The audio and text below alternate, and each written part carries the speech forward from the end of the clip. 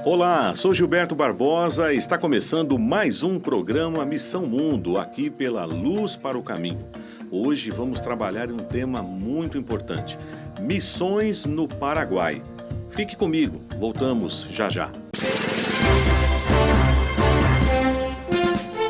Missão Mundo, com Gilberto Barbosa. É um prazer estar aqui com você mais uma vez neste programa onde vamos trabalhar o trabalho missionário, vamos abordar o tema Missões no Paraguai. Que Deus abençoe você e a sua família. Dá tempo ainda de você divulgar, de você compartilhar esse programa com alguém da sua igreja, da sua família. E juntos, com certeza, vamos aprender um pouco mais do trabalho que tem sido realizado há tantos anos lá no Paraguai, um país vizinho aqui do nosso amado Brasil. Antes, eu quero ler com você um trecho da Palavra de Deus, sempre faço isso na abertura do nosso programa, e hoje eu leio Atos capítulo 16, a partir do versículo 6. Esta passagem está ali no início da segunda viagem missionária do apóstolo Paulo, e ele vivenciou algo muito interessante e eu quero compartilhar com vocês. A partir do verso 6 está escrito: E percorrendo a região frígio-gálata, tendo sido impedidos pelo Espírito Santo de pregar a palavra na Ásia, defrontando Mísia, tentavam ir para Bitínia, mas o Espírito de Jesus não o permitiu. E tendo contornado Mísia, desceram a Troade. À noite, sobreveio a Paulo uma visão na qual um varão macedônio estava em pé e lhe rogava, dizendo: Passa a Macedônia e ajuda-nos. Assim que teve a visão, imediatamente procuramos partir para aquele destino, concluindo que Deus nos havia chamado para lhes anunciar o Evangelho. Um pastor queria pregar o Evangelho na Ásia, Paulo. Não é que Deus não queria que o Evangelho chegasse na Ásia, mas naquele momento Deus tinha um outro projeto, um outro desafio para Paulo.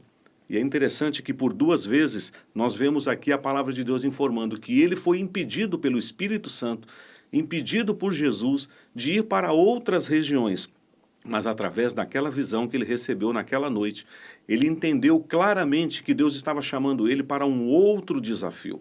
Certamente, esses amados irmãos que serão entrevistados no programa de hoje contarão para nós que também houve um momento em que o Espírito Santo moveu o coração deles na direção do Paraguai.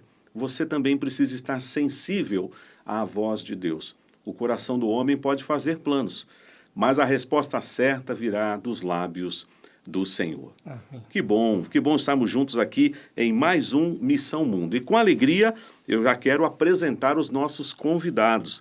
É com prazer que a equipe do programa Missão Mundo recebe hoje aqui o reverendo Alfredo Costa. O nosso amado irmão é pastor da Igreja Presbiteriana do Parque Industrial na cidade de Campinas. Ele é o idealizador e o coordenador do projeto Amor que Transforma uma Nação. Ele vai explicar isso para nós ao longo do programa, que apoia a Igreja Presbiteriana do Paraguai. E ao lado do reverendo Alfredo, temos o reverendo Marcelo Bolonha, pastor da Igreja Presbiteriana de Concepción, lá no Paraguai. É o vice-diretor do Centro Educacional Presbiteriano e o representante da Igreja Presbiteriana do Paraguai no Brasil. Sejam bem-vindos, irmãos. Quero começar com o reverendo Alfredo, sua primeira palavra de saudação aqui ao programa Missão Mundo. Ok, Gilberto, um prazer estar aqui com vocês nesse programa e para a gente contar um pouquinho da nossa história, um pouquinho da história do projeto Missionário Amor que Transforma uma Nação, que é um projeto que nasceu lá atrás no coração do reverendo Dídimo, e missão que eu assumi aí lá no ano de 2012, né, para fazer com que a gente pudesse trazer a Igreja do Paraguai para as nossas igrejas, né, o conhecimento para as nossas igrejas, e também levantar obreiros, levantar parceiros, né, para essa igreja que tem sofrido tanto, né, no decorrer dos anos aí, com a falta de líderes e tudo mais. Eu sou pastor aqui em Campinas, né, estou aqui já desde 2007, eu sou pastor, né, tenho uma carreira aí ministerial, que foi dividida aí durante o meu período, o primeiro período aí com o Corpo de Bombeiros, onde eu trabalhei como funcionário público aí durante 17 anos. E nesse inteirinho aí estou pastoreando. Pastorei a igreja de Souza, aqui em Campinas, depois a igreja do Parque Industrial, onde eu sou pastor atualmente agora, mas primeiramente eu tive uma passagem por lá como pastor auxiliar. Fui para Brasília pastorear a terceira igreja de Ceilândia, né, onde eu tive uma experiência muito boa lá, 2018 e 2019. E depois retornamos para Campinas, né, na pandemia, né, e desde então estou aqui com a minha família. Estamos morando aqui em Campinas e pastoreando a igreja. Que bom. Seja bem-vindo, meu irmão. Muito obrigado por ter aceitado o nosso convite. Amém. Obrigado, eu. Reverendo Marcelo. É um prazer estar aqui com o irmão, Reverendo Gilberto, com o pastor Alfredo, que é amigo nosso de muito tempo. E nesse trabalho de Missão Mundo, né? Que de fato essa é a nossa missão, né? Pregar o evangelho em todo o mundo, a todos os povos, a todo o tempo, né? E assim, Deus nos levou através do projeto Amor que Transforma uma Nação, em 2013, numa viagem missionária. E em dezembro de 2013, nós estávamos mudando com a família para lá. Né? Então, você vai contar melhor isso daqui a pouco, hein? Sim, realmente, você foi para uma viagem missionária, vamos assim dizer, de 10 mas dias. Deus tinha um outro projeto maior ainda para vocês. E 10 dias viraram 10, 11 anos. Que bênção. Louvado seja Deus. Olha, nós gostamos de conhecer um pouco também da experiência cristã, de conversão, de se são de lares cristãos, como foi o início do evangelho na vida de vocês, até o momento do chamado para o ministério. Então, reverendo Alfredo, conte para nós um pouquinho, antes mesmo da experiência do pastorado, como foi a sua adolescência, a sua juventude, quando foi que Cristo tornou-se seu Senhor e Salvador? Sim. Eu tive um contato muito grande, né, com missionários, alguns missionários americanos que estavam aqui em Campinas, que antigamente a sede da missão americana era aqui em Campinas, e eu fui evangelizado por um pastor chamado Frank Arnold, um missionário americano, viveu muitos anos no Brasil, hoje mora nos Estados Unidos, e o reverendo Frank veio para cá com a missão de dirigir a missão presbiteriana aqui no Brasil. E já morava aqui em Campinas, na década de 80, e então eu conheci o evangelho através deles, né, dele, Dona Hope, sua esposa, e fui evangelizado, né, numa igreja, hoje a igreja presbiteriana do Jardim Esmeraldina, mas na época ainda era a congregação ainda da Igreja Central de Campinas, e lá conheci o evangelho, né, vim de origem católica, e lá tive esse primeiro contato com o evangelho, e foi se desenvolvendo, né, a vontade de ser missionário, né, a igreja, o reverendo Frank tinha um quê missionário assim, muito grande, viveu a vida dele toda, né, aqui no Brasil, fazendo missões, e ele foi quem despertou em mim essa vontade de trabalhar no trabalho missionário. E depois fui trabalhar na Junta de Missões, né, o escritório da Junta de Missões também funcionava aqui em Campinas, no nosso seminário, e lá tive contato com diversos missionários no Brasil, né, através da Junta de Missões Nacionais. Isso aflorou ainda mais essa vontade, né, esse desejo de fazer missões. O problema é assim, que a gente, nem sempre nós planejamos, né? A gente planeja, mas quem dá o destino final é Deus, né? É verdade. E, então, nesse primeiro tempo da minha vida, né, na adolescência, juventude, me converti, fui trabalhar, né, nas missões, depois prestei concurso público e daí para frente a vida seguiu outro rumo, até voltar aí para o trabalho missionário já como pastor, como líder na igreja aqui em Campinas. Ótimo. O irmão até falou que foi militar também, né? Teve sim, a carreira militar. Isso. Quando eu prestei concurso, eu fui trabalhar na Polícia Militar, né? Durante... isso eu entrei lá em 1990, o Bolanha estava novinho ainda. Tá, né? Entrei na Polícia Militar, depois me transferi para o Corpo de Bombeiros, trabalhei o restante da minha carreira lá. Sim. Né? Me aposentei em 2017 e foram quase 30 anos de trabalho no serviço militar. Que bênção. Uma bênção. A família, conta um pouquinho da família, casado? Sou casado, né? Sou casado com a Ivonete, tenho 3 filhos já adultos, né? A mais nova tem 25 anos e o mais velho vai fazer 30 agora. E minha família é daqui de Campinas, minha esposa é daqui de Campinas, né? Meus filhos nasceram aqui. Eu não sou campineiro, não, sou paranaense, nasci em Apucarana, uma cidade no interior do Paraná, mas vim para Campinas muito novo, vim para cá com 10 anos, ia completar 11 anos. E desde então, hoje eu digo que eu sou mais campineiro do que apucaranense, né? Mas a gente já está aqui há bastante tempo. Então meus filhos já são formados, já trabalham, né? Hoje tem a família, todos solteiros ainda, mas estamos aqui já em Campinas, já com família constituída já há 35 anos. Reverendo Marcelo, conte para nós um pouquinho aí como tudo começou. Bom, eu sou natural de Itapira, aqui pertinho. Foi a 8ª igreja organizada no Brasil, foi plantada pelo reverendo Eduardo Lene, na casa do meu tataravô, que era um hotel Que bênção. E o reverendo pregou para ele, e ele se converteu e doou parte do terreno para virar a igreja. Então, eu sou o primeiro da família Bolonha a ser um pastor, né? Uma família bem antiga, a igreja tem mais de 150 anos, a igreja de Itapira. Então, eu sempre fui criado na igreja. Minha avó era, minha mãe era, meu bisavô, então, não sei o dia exato da minha conversão, mas aos 15 anos eu senti o chamado para ser pastor. Num congresso da Federação Adolescente, até o pastor Alfredo estava, né? Então, eu sou um pouquinho mais novo que ele, né? Ele era presbítero na época e, na verdade, eu queria ser jogador de bola. Jogava bem até na época, mas joguei bola um período num time, mas aí Deus falou que era o seminário mesmo. E fui 18 anos no seminário. Em 90 entrei no seminário, formei com 22, 23 fui ordenado e fui ser pastor em Itararé. Fiquei um período em Itararé, divisa com o Paraná. Depois Itapeva, depois eu vim em Itapira, na Igreja Central, depois Boa Esperança em Itapira, depois Água da Prata e depois Paraguai. Tenho 3 filhos, sou casado com a Ana Carolina há 30 anos, 31. A Mariana, 31. A Mariana mais velha casou agora, com 29 anos. Tenho o Rafael com 27 e a Ana Júlia com 23. Uhum. E nas férias eu doava meu trabalho para as missões. Até uma vez eu procurei o Alfredo que eu queria doar. E o o presbítero Dirceu me mandou lá para o Amazonas, no Apuí, né? Foi uma semana. Você já era casado? Seminarista, não. Seminarista, seminarista. E mandou levar tudo nas traias, ainda mandou levar pneu para missionário, né? Seu Dirceu aproveitava a rota e fazia a gente levar as coisas, né? E foi um dentista comigo, um presbítero, levei um presbítero comigo da cidade, Dr. Kleber, e ele ficou uma semana, era para ficar 20 dias, mas gastou 5 para ir, 5 para voltar, então, naquela época de ônibus, e marinheiro de primeira viagem, a gente não sabia que tinha que levar roupa para banho em cima, né? Porque não abria o bagageiro, né? E ficamos 2 dias sem tomar banho, né? No ônibus, né? Até que muita insistência, o motorista deixou a gente pegar as roupas no bagageiro para poder chegar mais limpinho lá no Amazonas, né? E depois uma outra foi no norte de Minas também, pela Junta de Missões, região de Salinas. Então, sempre tive o desejo, trabalho missionário. Casei em 94, depois em 2001 concluí o meu mestrado em missiologia no Jumper. Que bênção. E minha esposa falou assim, por que vai fazer mestrado em missões se eu não quero ir, né? Eu não tenho esse desejo. Eu falei, eu gosto da área e a hora que Deus te chamar a família, a gente vai. E foi o que aconteceu em 2013. A minha filha queria numa viagem missionária. Falei, pai, vamos me dar de presente uma viagem missionária. Só que eu quero que o senhor vá junto, não quero ir sozinho. A gente ia para o Chile, mas já estava fechado. Aí ela descobriu a viagem que o pastor Alfredo organiza. Eu tinha perdido o contato do pastor Alfredo, né? Acho que naquela época não tinha WhatsApp ainda, essas coisas, né?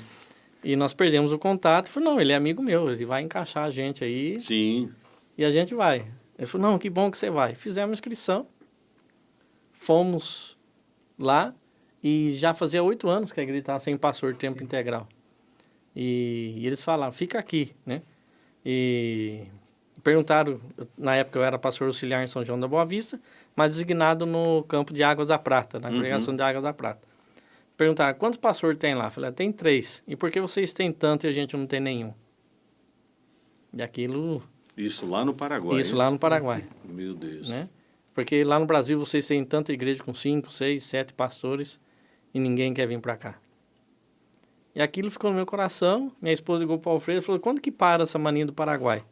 Né? Porque Mariana e Marcelo não param de falar Paraguai. Eu falei, geralmente 1 mês, 2 meses, passa. Isso passa. Ele respondeu para ela ligou para ele e falou, isso passa. E não passou. Aí ela falou assim, o que você quer? Eu falei, eu quero trabalhar lá no Paraguai. Ela falou, então vamos. Olha só. Aí começamos a vender as nossas coisas. Eu também era professor de filosofia num colégio particular, para os meus filhos ter bolsa, né? Sim. Pedi a conta, falei no presbitério, começamos a vender as coisas, porque lá é tudo 220, o país inteiro é 220. E 28 de dezembro de 2013, estava mudando para lá. Que bênção. Sem parceria, nós tínhamos a nossa casa, alugamos a nossa casa, a gente tem 2 pontos comerciais, e a gente colocou na mão de Deus e resolvemos investir na gente. E aí foram surgindo parceiros. através dessas viagens missionárias que o pastor Alfredo organiza, muitas pessoas vão lá, conhecem o campo, eu quero ser parceiro desse projeto. Que bênção, meu irmão. E aí começou o nosso sustento. Isso já tem 11 anos. Isso já tem 11 anos. Louvado seja Deus. Está vendo, irmãos? Você que está acompanhando o programa hoje, está conhecendo um pouco a história desses dois servos de Deus, reverendo Alfredo, reverendo Marcelo, e que agora eles vão continuar aqui conversando comigo sobre esse país que está do lado aqui do Brasil e que já foi alcançado pela pregação do Evangelho, mas ainda carece muito ainda do envolvimento de outros obreiros. O reverendo Alfredo, ele foi o idealizador e o coordenador do projeto Amor que Transforma uma Nação. Perfeito. Conte para nós, meu irmão, como nasceu isso?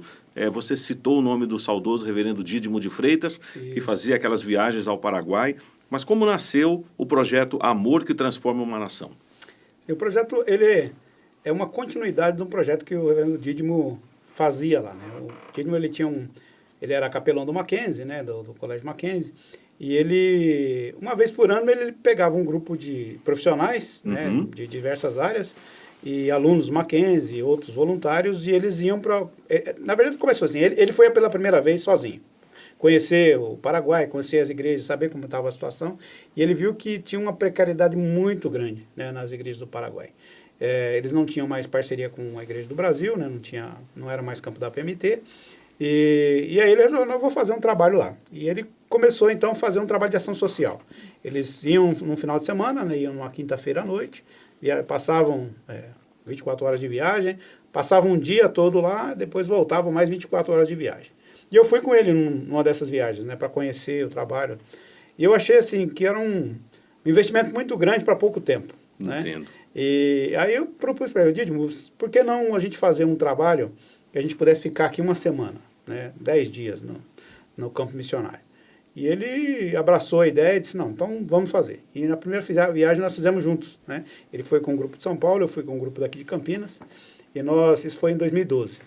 Nós fomos para o Paraguai, para Conceição, né, Concepción, que é a cidade onde o pastor Marcelo está agora, e lá na cidade a gente começou a fazer o trabalho, não só de ação social, mas um trabalho de evangelismo. Né? A gente resolveu investir nessa questão evangelística, porque o trabalho antes era só social.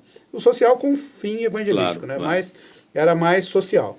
E aí, nessa primeira viagem, de 2002, nós ficamos hospedados lá num antigo mosteiro da cidade, então a gente ia, vinha, e foi um trabalho muito gostoso, assim, né? Mas muito dispendioso. Então, eu falei, não, vamos baratear esse custo aí, vamos tentar facilitar que outras pessoas possam vir. E aí surgiu a ideia de nós nos hospedarmos na escola, que a igreja tem lá, e mudar o período, que era de outubro para julho, que é um período de férias, onde mais pessoas poderiam participar e a gente poderia fazer um trabalho mais efetivo. Bom, 2012 foi a primeira viagem, né? Foi o pastor Marcos também. Pastor Marcos Paulo, que hoje está no Uruguai, né, foi com a gente nessa primeira viagem. E muitos jovens, outros que conheceram esse trabalho, resolveram divulgar isso. Então, o projeto foi crescendo, graças a Deus, foi se expandindo. Então, a cada ano a gente tinha um grupo base que ia sempre com a gente, né? O presbítero Leandro é um dos amigos aí que sempre esteve com a gente lá, o presbítero Ivan, aqui da Igreja do Parque Industrial. E esse era o nosso apoio. E a igreja local, sempre a igreja que eu pastoreava, é que encabeçava o projeto, né? Que era a patrocinadora do projeto. Mas é um projeto de voluntários. Então, a gente reunia o grupo, selecionava o grupo, pelo menos com algumas características daquilo que a gente precisava. Então, uma vez a gente levava médico, outra vez levava dentista, outra vez levava os dois, né, médico e dentista, a equipe para trabalhar com as crianças, fazer o evangelismo com criança, recreação. Fazíamos, né, uma feira lá no Paraguai, chamada de feira, mas aqui o bazar, né? Então, a gente fazia um bazar lá para arrecadar fundos, esses fundos acabavam ajudando a igreja lá no Paraguai. E assim surgiu o projeto, né? Então, na sequência, o reverendo Dídimo adoeceu e falou, Alfredo, eu não consigo mais ir. Então, você assume aí, eu estou passando o bastão para você, e eu assumi desde 2012, então. 2013 já fui só eu com a minha equipe. E desde lá nós estamos indo anualmente, né, nas férias de julho. Todo ano, então, tem uma viagem que é realizada. Isso. A gente só não fez na época da pandemia, né, que tivemos que suspender 2 anos. Mas fizemos 11 viagens no total, né, para o Paraguai, sempre nas férias de julho, levando uma equipe E essa equipe, então, fazia o trabalho lá, tanto o trabalho evangelístico, né? Levávamos seminaristas, ibelinos, presbíteros das igrejas locais, pastores, né? Pedreiro.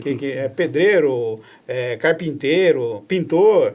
Então, fizemos uma ação assim, que pudesse abranger e apoiar a igreja do Paraguai como um todo. Né? Não só a igreja, como a população também do Paraguai. Isso foi bênção, né? Até hoje tem sido bênção. A gente está colhendo frutos ainda até hoje. Eu conheço uma irmã, o nome dela é Priscila, ela é da cidade de Guarapuava. Sim.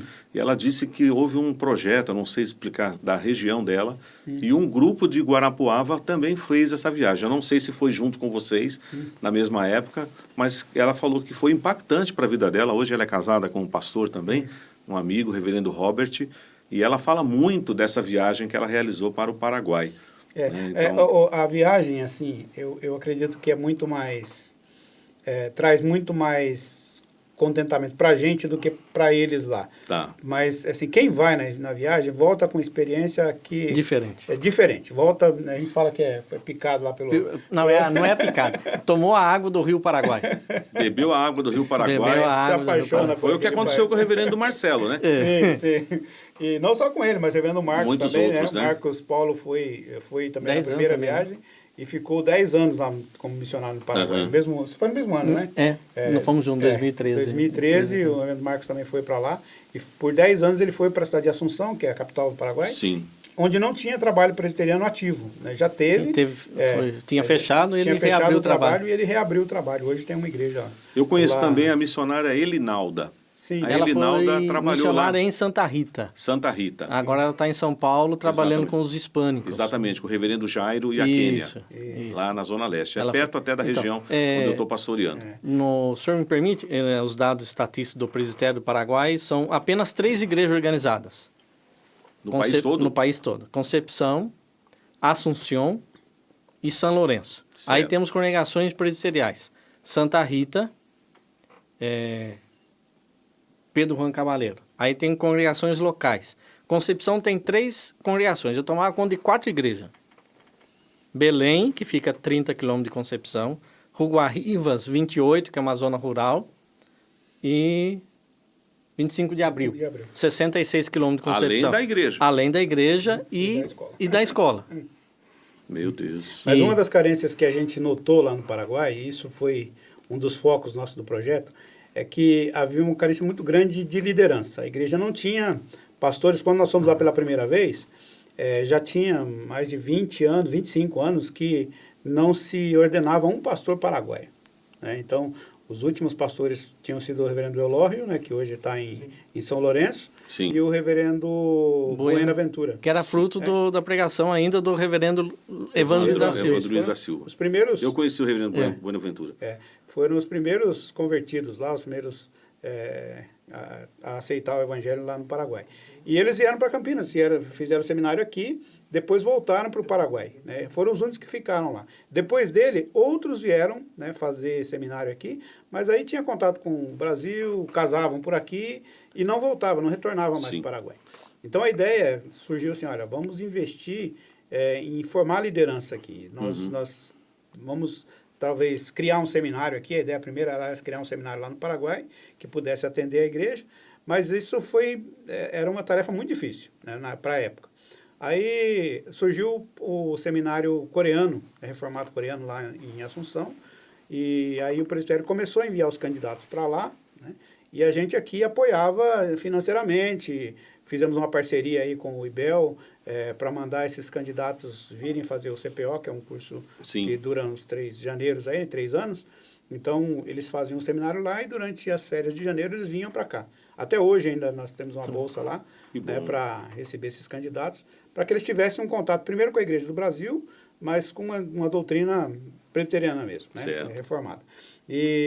Então, essa foi a nossa ideia. Vamos formar a liderança aqui, porque todos os missionários, quando eu fui para lá, só tinha o reverendo Eulório e o reverendo Buenaventura. O reverendo Buena morreu, faleceu, e aí ficou, os outros pastores eram todos brasileiros, sustentados pela igreja brasileira. Eu falei, não é bom, porque, por exemplo, quando a gente vai para a congregação de Ruguarrivas, que é uma congregação lá da igreja de Concepção, é uma congregação rural, onde se fala basicamente Guarani, né, não se fala o espanhol é uma língua até que a gente consegue né, entender, compreender, mas o Guarani não, né? Então, eu vou dar uma benção aqui para você em Guarani, né? Yandejara Tanderovassá. Entendeu alguma coisa? Eu só sei que é uma benção que você falou, mas não sei o que é. E tomar água é an. Uma água é An é água. Tá certo. Essa é até fácil, né? Então a dificuldade é essa, era preparar obreiro e graças a Deus nesses 10 anos surgiram 2 obreiros. Foram ordenados o reverendo Juan Valdez e o reverendo Carlos Cassinheiro, são paraguaios que moram lá. A dificuldade ainda está sendo sustento. Então nós temos hoje em todo o país, o trabalho começou oficialmente em 1969, nós temos apenas 120 presbiterianos em todo o país. Todo o país do Paraguai. Né? Mesmo Santa Rita é atípico, porque fala mais o português do que o espanhol. Sim. Cidade formada por brasiguaios, assim, chamados. Temos Mais lá agora, próxima também com a mais fronteira, próximo né? com a fronteira. Temos lá o pastor Fábio, que está lá, e todos os pastores, sem exceção, são mantidos pela Igreja do Brasil. E os paraguaios, a dificuldade que a gente está tendo agora, é que eles estão tendo que trabalhar. Tem o trabalho secular e a igreja. Então, essa é uma outra dificuldade que a gente está tendo. Né? Muitas pessoas se oferecem para ir trabalhar no Paraguai, e eles me perguntam, e quanto que é o salário, qual a proposta? Eu falo assim, quanto que você pode pagar? Né? Não é quanto você pode ganhar, é quanto você pode pagar, quanto você pode investir, pagar, né? Então, essa é a pergunta que eu faço e, infelizmente, nesse ponto, é a dificuldade que tem. Então, a gente precisa muito das igrejas parceiras e do projeto como Amor que Transforma uma Nação, que nos ajuda a manter nesse trabalho missionário. Minha esposa mesmo precisou operar, aí no Paraguai não tinha essa cirurgia, a gente está mais perto da fronteira, e graças a Deus eu contactei o pastor Alfredo, fui na rede social, e em 4 horas, né, nós conseguimos lá os 10 mil reais que precisava para ela realizar a cirurgia. Então, e assim, essa é uma das situações que aconteceram lá, que a gente vê assim, como é importante você ter uma rede de apoio, né, que possa trabalhar com você, te acompanhar, porque ele lá no Paraguai, né, o Paraguai até tinha alguns recursos, mas para essa situação não tinha que trazer a esposa para Ponta Porã, correndo risco de vida, né, de andar 220 quilômetros, né, para chegar até a fronteira, e graças a Deus, assim, Deus levantou parceiros de diversos lugares do Brasil, em poucas horas a gente tinha um recurso para trazê-la, para fazer a cirurgia, né, e ela sobreviveu, né, pela graça. Uma curiosidade, a gente escuta muita coisa até da história, vamos colocar entre aspas, oficial, da relação Brasil-Paraguai, coisas do passado. Isso traz alguma resistência ainda com relação à relação Brasil-Paraguai, a obra missionária, a resistência religiosa? Porque assim, eu conversei com o reverendo Evandro, aliás, o reverendo Evandro foi o primeiro entrevistado do programa Missão Mundo, que eu fiz isso em 2018. Né? No dia até foi interessante que ele me deu uma aula no estúdio, eu estava extremamente nervoso, ele me pautou lá, falou assim, faz isso, me pergunta isso, não vai dar, não tem como errar, o resto você deixa comigo. E vocês conheceram, o reverendo Evandro tinha aquele jeito engraçado, né? Sim. Mas ele foi o pioneiro, né? Se vocês puderem fazer assim, um timeline, assim, na linha do tempo, de quando a Igreja Presbiteriana do Brasil fez esse projeto com ele, de quanto tempo isso está tendo, e se essa resistência é só um mito que a gente escuta, ou existe alguma resistência mesmo, você vivenciando lá como pastor, o próprio pastor Alfredo? O reverendo Evandro contou para a gente lá no Paraguai que ele não tinha ideia de ir para o Paraguai e para o campo missionário, mas ele pregou sobre missões aqui no seminário em Campinas, e cantou hino, para onde, Senhor, a gente vai, onde o Senhor mandar. Aí o reverendo Dario Olivetti, que era o capelão, falou assim, você cantou esse hino, você vai para onde? Porque o reverendo Olivetti já tinha visitado o campo Paraguai e já tinha sido missionário no Chile por uma outra missão americana, presbiteriana americana. Sim. O Paraguai foi a primeira igreja que a IPB plantou fora do país. É o primeiro campo missionário da IPB, da antiga Junta Missões Estrangeiras. Foi o Paraguai. Foi o Paraguai. E ele foi para lá e ficou 4 anos só lá. Tá. Mas deu muito fruto. E existe essa resistência grande, principalmente na aula de história. Meus filhos sofreram muito na escola. E muitas vezes eles chamam os brasileiros de rapaz. Porque o brasileiro fala, ô rapaz. Então você quer falar que aquele é brasileiro, fala, é um rapaz. Então nós somos identificados como rapaz. Os argentinos de outra maneira, e os bolivianos de outra maneira, e o uruguaio de outra maneira. A resistência é grande na questão do catolicismo, 90% da população é católica. Até 15 anos atrás só poderia ser presidente da República quem fosse católico. Se não fosse da religião católica, não poderia ser. Então a gente teve dificuldade, o pastor Alfredo presenciou gente que se converteu e a pessoa proibiu de ir na nossa igreja, na nossa escola. O castigo era, você aprontou alguma coisa, então você não vai na igreja. Ele podia ir para a balada, mas na igreja não.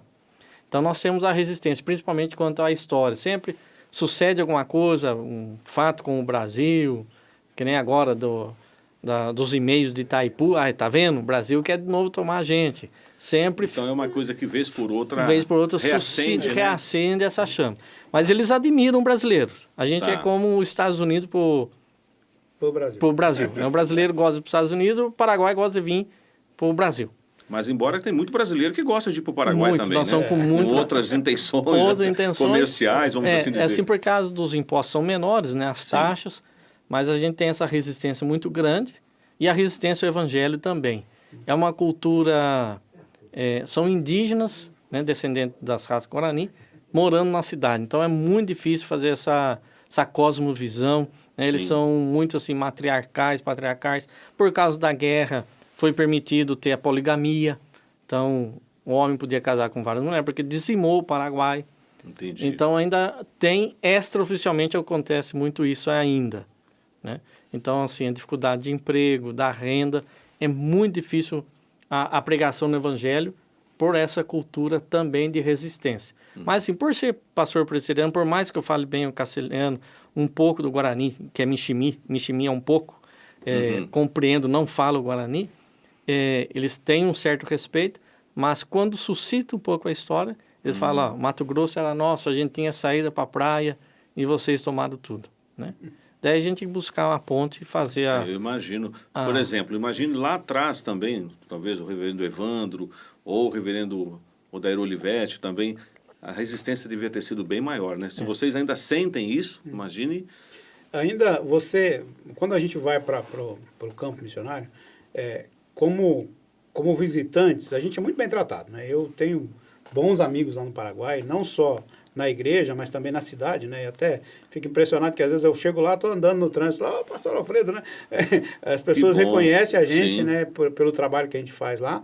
E a ideia nossa com o projeto também foi quebrar esse paradigma. Sem dúvida. Né? Dizendo assim que, esse foi o desafio, né? É o desafio, né? Porque a gente sentia muito, os primeiros missionários que passaram por lá sempre tiveram essa dificuldade de tentar resgatar a história de uma outra maneira, mostrando Jesus, mostrando, né, a mudança do evangelho. E isso é uma coisa que está sendo, assim, aos poucos, quebrada através da missão que a gente tem feito lá. O pastor Marcelo, assim, dos missionários que passaram pelo Paraguai, né, principalmente por Concepción, é um dos mais, que durou mais tempo no campo missionário, por conta do jeito dele ser extrovertido, de fazer amizade fácil, né? Nós tínhamos lá o apoio, né, da prefeitura, da cidade, sempre que a gente ia fazer o trabalho lá. Da governação. Da governança do Paraguai, por conta de saber que é um trabalho sério, né? Entendi. Nós tivemos Tinha credibilidade. Credibilidade, exatamente. Consulado, né?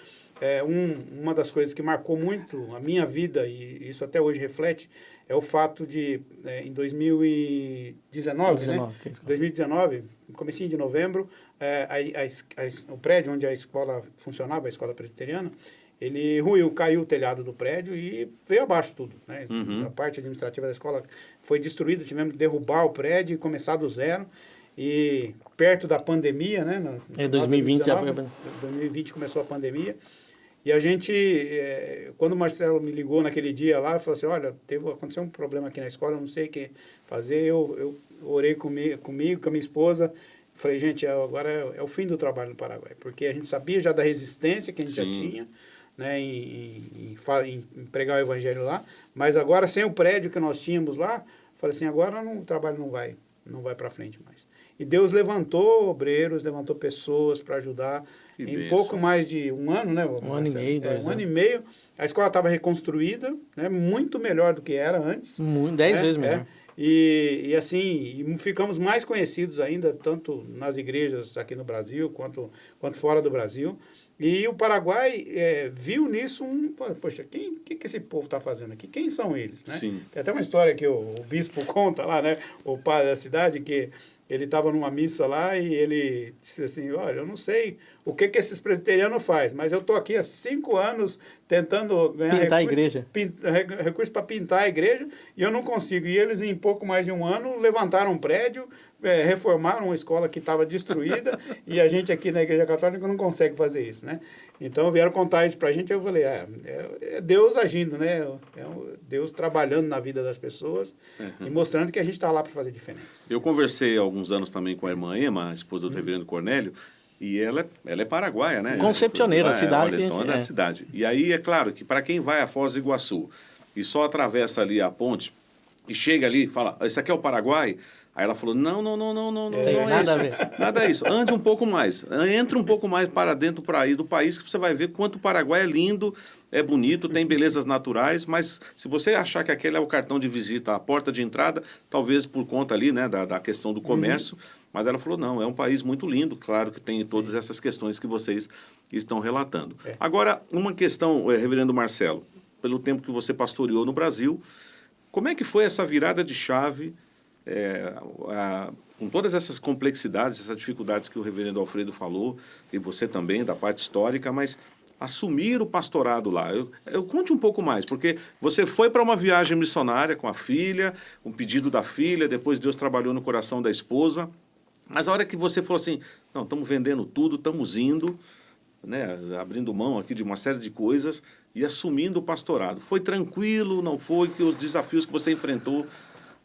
A decisão foi tranquila, aqui no Brasil. Vamos. Então, quanto a isso, nunca fui apegado às coisas e ao local nesse sentido. Mas aí a gente sofre quando você vê um filho sofrendo bullying. Né? Na aula de história, minha filha, meu filho. Ou zombando porque ele não sabia o Guarani, ou querem falar mal da gente, fala em Guarani. Né? Aí você não sabe o que eles estão falando. Não sabe né? o que eles estão falando, aí você vai ter que ensinar que a gente tem que amar esse povo, né? Que Jesus ensinou a gente a amar, mas não é fácil. Não é falar que o campo missionário é uma tranquilidade, não é? Tem a luta espiritual muito grande. Sim. Nós estamos ali em Belém, que é a capital nacional da bruxaria, da pagelança. Né? Tanto é que o pai do reverendo Buena era o pajé. Foi a primeira conversão ali. Foi de um ex-pajé, de um curador. Né? Eles falam médico, né? Médico é o que faz os curandeiros. Os curandeiros. E doutor é o doutor da medicina. Ah, tá. Tá, porque eu vi um lugar lá assim, estava andando com o pastor Alfredo perto da igreja, assim, médico. Eu falei, nossa, seu médico mora aqui? Eu falei, o que eu vim fazer aqui, né? Falei, deve ganhar quanto se mora tipo não existe o termo favela lá, mas mora num lugar bem feinho. Eu falei, nossa, seu médico mora aqui? Então, mas aí esse médico seria o curandeiro. O curandeiro. Então eu fui para lá. Por mais que eu fiz o CFM também, depois eu vim fazer o CFM da PMT, mas por mais que eu gostava sendo missões, nunca você está preparado para um campo transcultural. Sempre tem uma surpresa, um desafio. Diariamente você vai estar aprendendo coisas novas. Sim. Né? É palavra com duplo sentido que você não sabe. Muitas vezes eles ensinam de maneira equivocada, errada, para você falar alguma coisa, passar vergonha. É a comida, né? Então, o tereré. O tereré foi fácil adaptar, a gente chegar e tomar lá o tereré, né? O mais velho serve o mais novo, vai servindo da direita para a esquerda. Você falou graças uma vez, ele não te oferece mais. Porque geralmente eu dou um copo d'água para você, você fala obrigado. Aí você fala, e te dou de novo se você... Então, se eu tomo o tereré e falo graças, ele não vai me oferecer mais. Aí eu tenho que falar, olha, me convide outra vez. Aí ele... Então, são coisas que a gente vai aprendendo. A comida, né? Coisa que não tinha. A gente ia para o Brasil, dificuldade para receber, pagar impostos, né? Transferência bancária, ou ficar sem dinheiro. Eu disse que eu aprendi a orar no Paraguai. Porque aqui no Brasil a gente dá uma solução. Cheque para 40 dias, fazia um cartão de crédito, ou pegava umas férias adiantadas com a igreja, falava com o conselho para adiantar o 13º, se estragar seu carro, né? Mas lá, por exemplo, a feira de roupa. Com a feira de roupa, vocês compraram uma moto para eu utilizar lá. Então, e vendendo roupa barata, tipo a R$1, R$2. Só que tem um irmão lá que tem uma empresa, até vou fazer propaganda dele aqui, Tchacomer, que ele faz a preço de custo a moto para obreiro. Ele é crente de outra denominação, mas para qualquer pastor missionário do país... É um investimento missionário que ele está fazendo. Ele faz, então a gente compra a moto a preço de custo.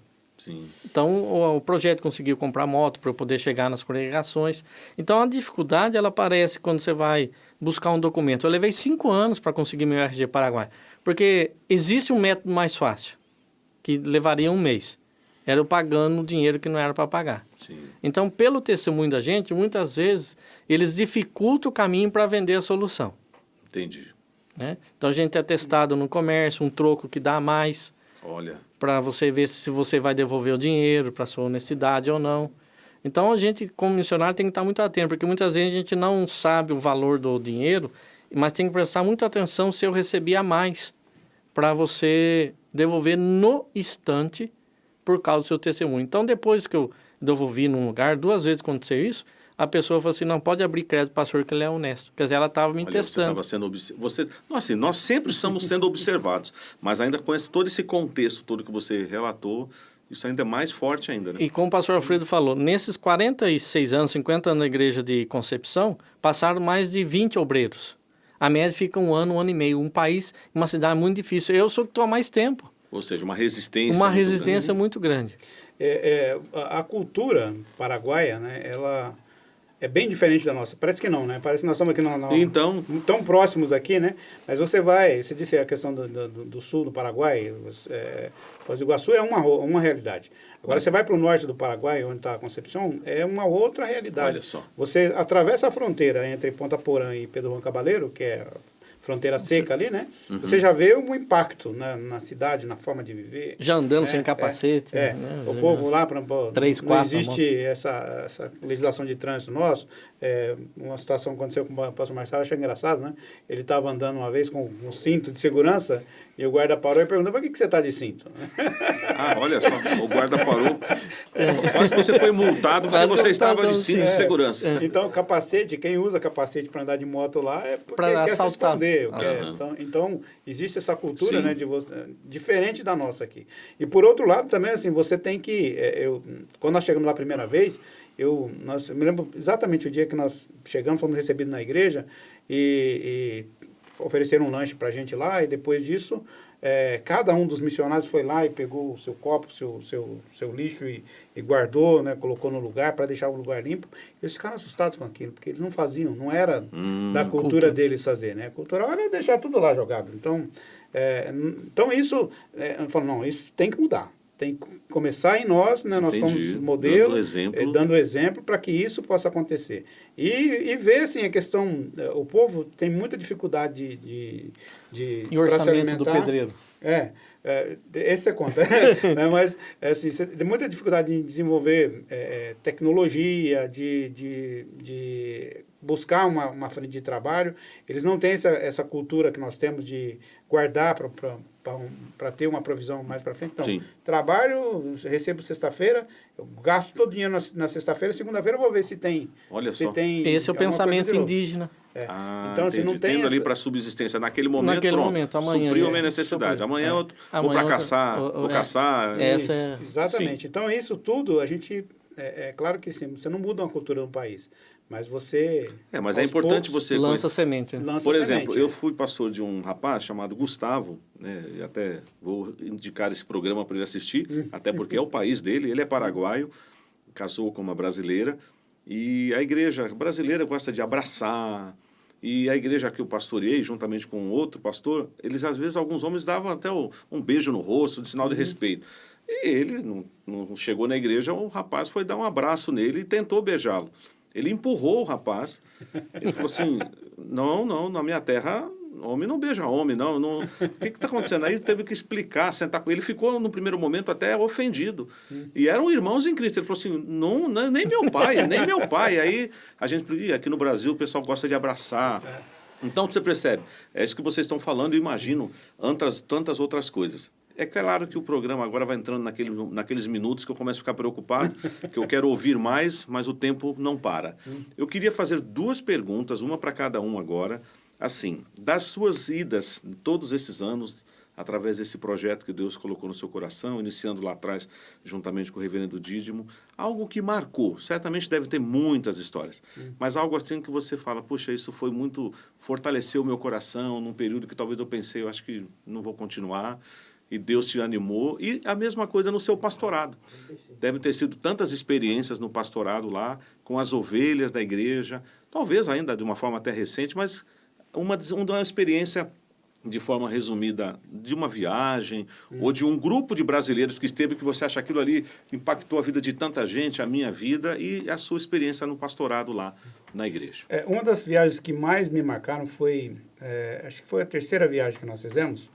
Nós fomos para uma cidade chamada 25 de Abril, que fica a 60 quilômetros antes de Concepción. E lá é uma região bem rural também, uma região rural, a igreja fica na zona rural. E nós estávamos no culto, né, um culto, normalmente na igreja lá recebia 25 ou 30 pessoas. E nesse dia, além do grupo nosso, né, de uns 35, tinha mais de 100 pessoas. Né? Um templo minúsculo, um pouco maior que essa sala aqui onde nós estamos. Né? E nós fizemos o culto ao ar livre, mas de repente o templo fechou onde nós estávamos. Né? E aí terminou, o pastor disse amém, caiu a energia, caiu uma tempestade, e nós corremos todo mundo para dentro daquele templo, pequenininho, apertado, e as crianças gritando, porque as telhas começaram a chacoalhar, um vento que vinha de todos os lados, e a gente começou a orar, e terminado passou aquela tempestade, nós saímos, o céu estava estrelado, só choveu onde nós estávamos.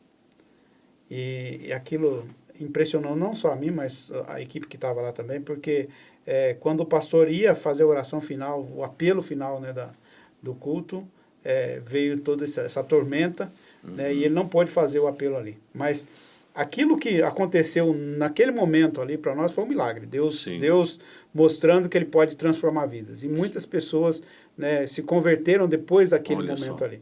E isso depois eu voltei, né, um ano depois no Paraguai, e estava lá uma família aguardando a minha chegada para que eu pudesse batizá-los. Que bênção. Então, eu quero ser batizado pelo pastor Alfredo. Então, marca, né, toda vez que eu me lembro dessa história, marcou muito na minha vida e é uma bênção saber, poder contar isso. Né? Amém, que bom. E o irmão? O meu o que mais assim, marcou foi a caída da escola, né? Porque a gente tinha trabalho marcado para o horário que caiu a escola, que era a reunião de homens, que eu estava fazendo discipulado com os homens da igreja, e a gente fazia ali na escola, né? E eu estava cansado aquele dia, coisa que é difícil acontecer nesse sentido de eu desmarcar alguma coisa por cansaço. Não que eu não fique cansado, mas eu desmarcar alguma coisa, eu falei assim, eu vou antecipar o estudo. Nós antecipamos o estudo, e 8h35 eu estava em casa, alguém me liga e fala, pastor, explodiu algo na escola, a escola está pegando fogo. E Meu eu fui Deus. correndo. Era para você estar Era para lá. estar ali.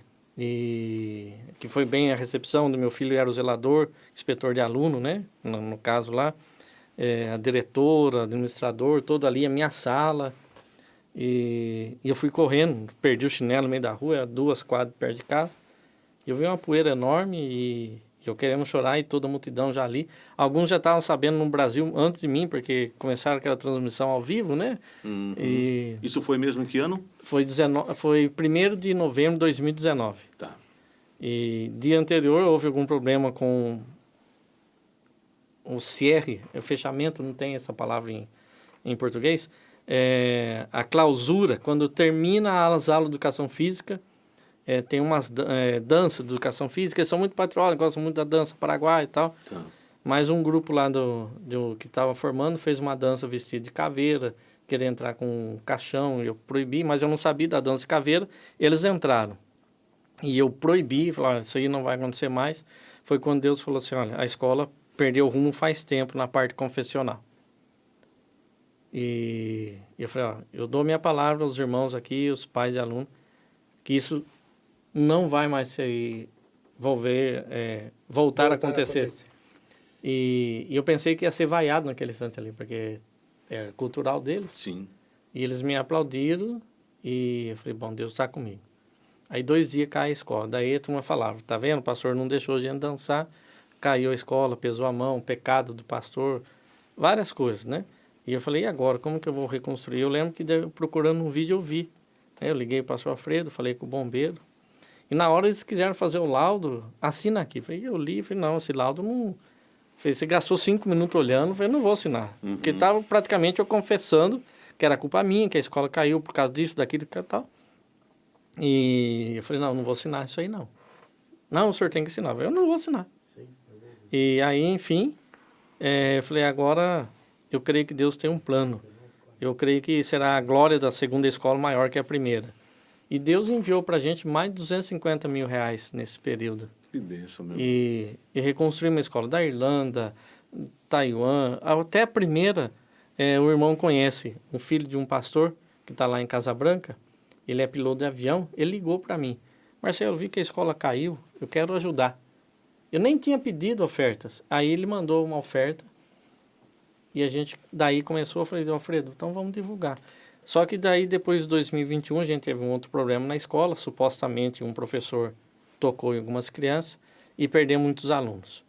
Então, e nós estamos agora nesse processo, peço que você ore pelo Paraguai, pelo milagre, porque a gente tem que resolver até o fim do ano essa pendência financeira, porque nunca foi pago as leis trabalhistas.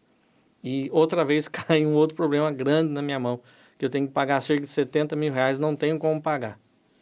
Então, peço que você ore, divulgue, para a gente conseguir esse milagre. Tantas coisas que Deus fez lá. A minha própria filha também, um dia, ela foi tomar um medicamento e estava eu e minha esposa, eu queria ir num lugar mais barato. Falou, não, vamos no hospital mais caro, Marcelo, porque a gente foi no público, eles não dão remédio aqui no Brasil. A gente compra o remédio e volta a aplicar. Isso para todas as internações, não só para brasileiro. E ela falou, Marcelo, vamos naquele outro sanatório lá. O sanatório é hospital. Não é hospício. Né? E começou a dar alergia na minha filha. E graças a Deus tinha um grupo, teve um acidente antes. E vieram com desfibrilador, essas coisas, porque começou a dar reação alérgica na minha filha. Ela entortar as mãos e perder oxigênio. Os médicos pediram para a gente sair. E minha esposa, que não queria ir, falou, senhor, o senhor trouxe aqui para tirar a nossa filha? É feita a tua vontade, mas poupa ela. E eu orava de maneira diferente. Deus, Carol sofreu, não queria vir e agora vai fazer perder um filho aqui, daí eu vou ter que ir embora, eu não quero ir embora. Meu Deus. Né? Falei, salva minha filha, né? E Deus salvou ali a nossa filha. Louvado seja Deus. Amém. Olha, eu tenho certeza que você que está acompanhando o programa Missão Mundo de hoje, através do testemunho, dos relatos que esses dois pastores, desses servos de Deus falaram aqui para nós, impactou você em algum momento. Como agora o pastor Marcelo acabou de pedir, você pode começar clamando ao Senhor, orando. É um grande desafio, um país vizinho nosso, que teve sim o início do Evangelho, esses irmãos estão ainda servindo a Deus, mas o desafio é muito grande. Sim. E tem essas demandas, essas necessidades, e eu quero desafiar você a orar. Inclusive eu quero perguntar para o reverendo Alfredo, quem quer fazer viagem, quem quer conhecer mais sobre o projeto, se envolver, como que pode fazer para falar com vocês? Nós estamos nas redes sociais, né? Sim. Nós temos lá um Instagram do Projeto Missionário, então é Projeto Missionário AQT, Amor que Transforma. Então você pode entrar AQT. no Instagram. Isso, Projeto Missionário AQT. Okay. Essa é a nossa hashtag lá no Instagram. E tem uma página no Facebook onde a gente conta a história do projeto. Você vai ver lá as fotos, o nome as é o equipes mesmo. que já estiveram. Lá é Projeto Missionário Amor que Transforma. Tá bom. Tá? No Facebook. Então você pode entrar em contato através tanto do Messenger como lá do feed lá do Instagram. A gente vai responder rapidamente, Okay. tem uma equipe que acompanha isso. E a ideia nossa assim, é proclamar o Evangelho através do projeto. Então, se você é um profissional liberal, eu sou dentista, sou médico, eu sou manicure, eu sou pedreiro, né? Nós sempre temos trabalho para a equipe, né? Para quem é profissional. Se você quer nos ajudar, o projeto ele se adapta aos missionários que estão indo, para os voluntários que estão indo. Então, nós focamos o projeto naquela direção. Então, se você quer nos ajudar, você pode fazer contato comigo, pode procurar a gente aí pelas redes sociais, que a gente vai te incluir na próxima viagem. Sempre na primeira quinzena de julho, né, que é o período de férias, lá nós estamos programando aí. Provavelmente a próxima viagem nós vamos começar a divulgar já no comecinho de fevereiro do próximo ano, porque é para a gente ter um tempo de treinamento, de capacitação, até acontecer a viagem lá em julho. Ótimo. Okay. Eu queria agradecer muito, queridos irmãos, foi um prazer conhecê-los, reverendo Alfredo, pastor reverendo Marcelo também, abraço para a família, e Deus continue abençoando rica e abundantemente vocês nesse trabalho, sustentando os irmãos, o trabalho do pastorado, aqui também na região de Campinas, a divulgação do trabalho missionário do Paraguai também entre nós brasileiros. Foi uma honra dividir aqui o programa com vocês, e em nome da equipe do programa Missão Mundo eu agradeço, a equipe também da Luz para o Caminho, que está nos acolhendo aqui para a realização deste programa. Muito obrigado, viu, irmãos? Que Deus abençoe vocês. Nós que agradecemos o convite, foi muito bom estar aqui. Foi bom mesmo, até por causa do tempo, né? Mas a gente tem um trabalho também numa tribo, que é dentro da cidade, bairro Redenção, né? E a chefe lá da tribo é uma mulher, né? A Jacinta, né? Uma cacique é uma mulher, né? Sim. E ela sempre pergunta para o pastor Alfredo, e toda vez que eu paro com a moto lá, eu falo, dona Jacinta, porque eu peço autorização para fazer as coisas. Ela fala assim, toda vez que o senhor para a moto aqui, eu sinto uma bênção de Deus, né? Meu Deus, que bênção. Então, e que assim continue. Né? Então, ela me vê na cidade, ela formou, meu filho gosta muito dela. E também deixar aqui minha rede social, quem quiser conhecer, né?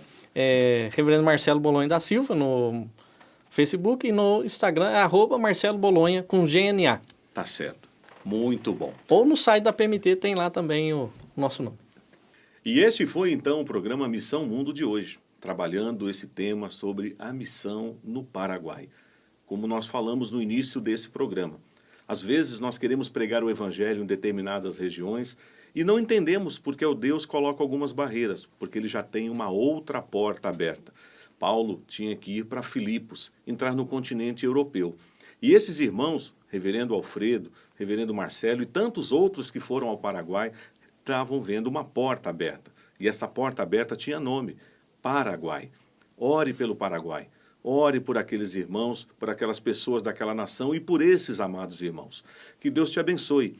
Eu espero ter você conosco aqui no próximo programa Missão Mundo. E se você deseja rever este programa e outros, você pode acessar o YouTube da Luz para o Caminho. youtube.com/Luz para o Caminho.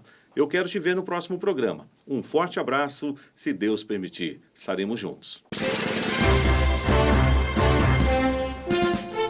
Missão Mundo. Apresentação Gilberto Barbosa. Produção Cornélio Martins. Coordenação Jaider Silva. Direção Arthur Mendes.